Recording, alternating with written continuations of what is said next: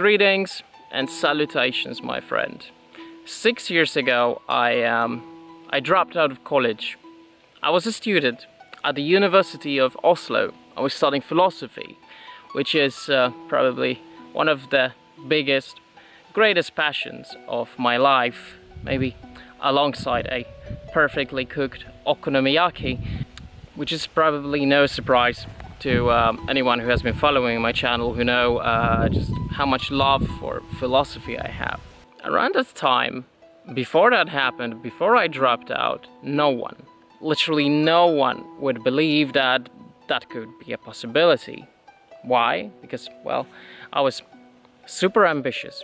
I absolutely loved the subject, and it went way beyond just me simply wanting to study, just to study something, just to get a college education. The only value degree had to me is that it would allow me to work with philosophy for the rest of my life, something that I wanted, because I'm interested in way more than just reading philosophy, discussing it casually. I'm all about applying philosophy to the changing world we are seeing currently, politically, technologically, scientifically, all of that, to apply metaphysics and ethics to this changing world we are experiencing in this very moment. However, no one really knew that while that was what was on the surface, beyond that surface I was struggling every single day. I was waking up from nightmares constantly, nightmares that would remind me of my visit to Thailand, where I underwent a sex reassignment surgery, which was something I wanted at that time, 11 years ago. And that left me super traumatized. I detransitioned shortly after the surgery. But it left its scar, not just physical scars. In order to deal with that, I became addicted to painkillers, antipsychotic meds, and I tried a lot of different types of drugs, either completely casually or something like that. I wasn't addicted to anything other than painkillers and antipsychotic medicines, because that was the only way I knew how to handle my pain, because I just wanted to ignore it. Why? Because I had plans, and those plans, those ambitions, they were more important than for me to actually work out my shit, work through it. I didn't want that because it was too painful. It was too painful to even look in that direction. And so a day came when it all was piling up and it was too much. I dropped out. I regretted it. It was painful at first, but there was also a part of me that didn't care, because that part of me believed that I was done, that there was nothing else for me. I was killing myself slowly in all the ways possible. Now, 6 years later, I am officially going back to university to finish my degree. And I don't just intend to finish my bachelor degree, hell no. I want to do a PhD in philosophy. And I'm not someone who cares about those titles. It doesn't make a difference to me. It's just what it implies, really, what I can work with. It will also allow me to have a better possibility to network with philosophers across the world, whose works and papers I'm reading. I just see it as a big win, even though I'm not like a big fan of the university. I have some huge issues with universities and how elitist it is, but I'm happy that I'm going back. And I'm ready, and let me tell you why. And if you've been watching my videos, this will probably no surprise to you. A little more than 2 years ago, when I first started making the videos on the detransition before I moved on to make different types of content, you might have noticed, well, sure, I was the same person, but I wasn't in that same good, happy place where I am today, right? If you compare that. And around that time, someone asked me if I'm happy. And I said, and later I also said that on a video that I recorded back in June 2023, is that I don't think it's happiness that's most important, it's the meaning, that, you know, one's life has meaning. And I think it's because I wasn't happy at the time, but I was on a very important journey through my life, where that meaning was needed, because that's what basically allowed me to climb out of the dark hole I found myself in. It was the meaning. But 2 years later, you know, there's a funny thing about giving your life a meaning, is that if you do something that is meaningful, and if you live a meaningful life, you will eventually become happy. You know, that's why I think, like the Aristotelian term eudaimonia, when it gets mistranslated to happiness sometimes in the English language. But I don't think it's a complete mistranslation, because I think there is a proper connection between meaning and happiness. I think it's the best type of happiness there is, really.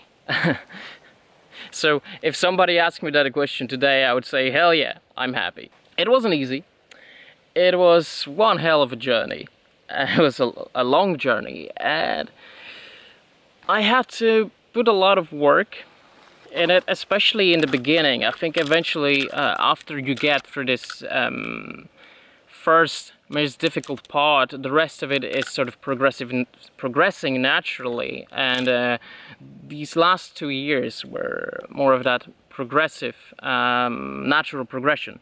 Whereas the year before that, I was pretty much putting a lot of work into that, you know. And it all started with me just saying to myself, get your shit together. You know, just get your shit together. And a lot of the time, you know, those of us who struggle with our mental health, for me it was depression, anxiety, trauma, all of that, really. You know, if someone is to tell us, get your shit together, we think, oh, you think it's that easy, right? And the thing is, well, it's not that easy, but we still have to get our shit together. That part is true. And a lot of the time, it's not what we want to hear. But I think it hits differently when it comes from within. When you yourself tell yourself, hey, get your shit together, you know?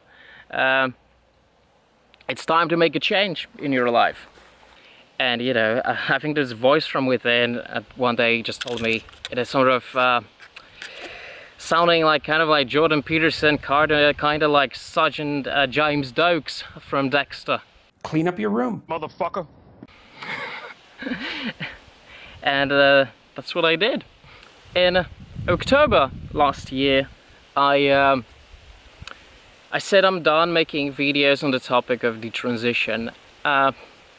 Partially, of course, because, you know, I was really fed up with just how toxic this whole environment is, really. But I think it was partially also because I have done a huge portion of that healing, and why I didn't want to focus on that content that much. Well, yes, I am technically today, right now, making a video that kind of focuses on the subject of detransition.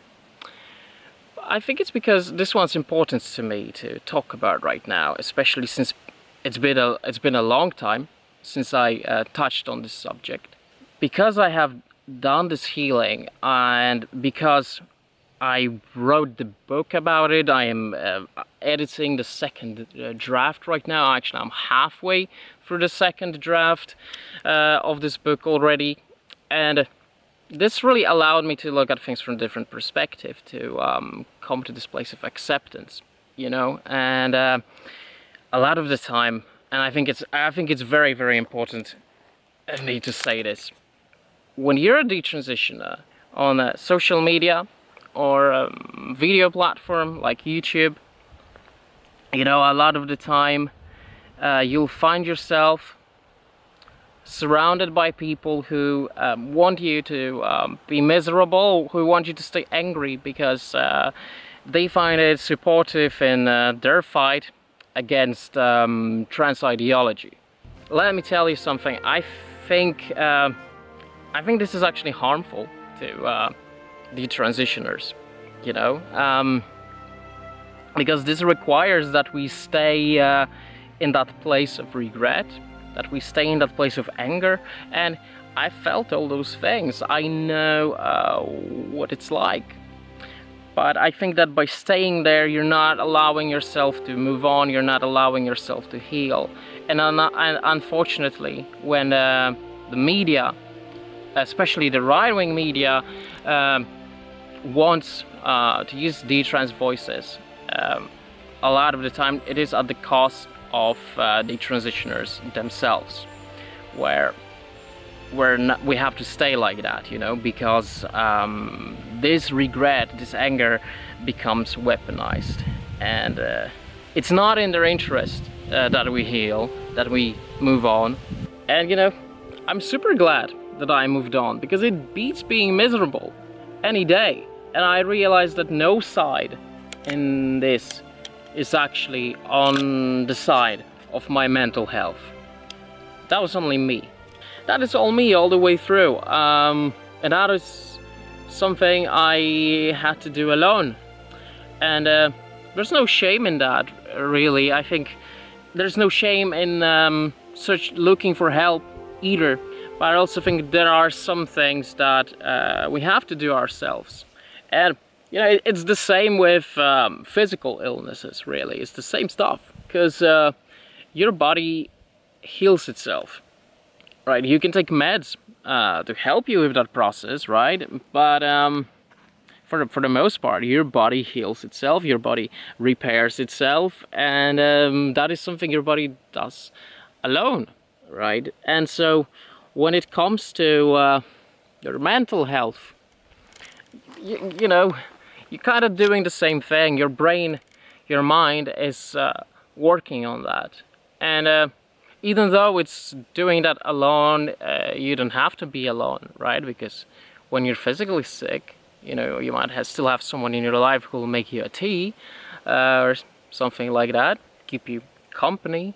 And it's the same with mental health. You know, we can have this company, but at the end of the day, it's the process we're experiencing, we're going through alone.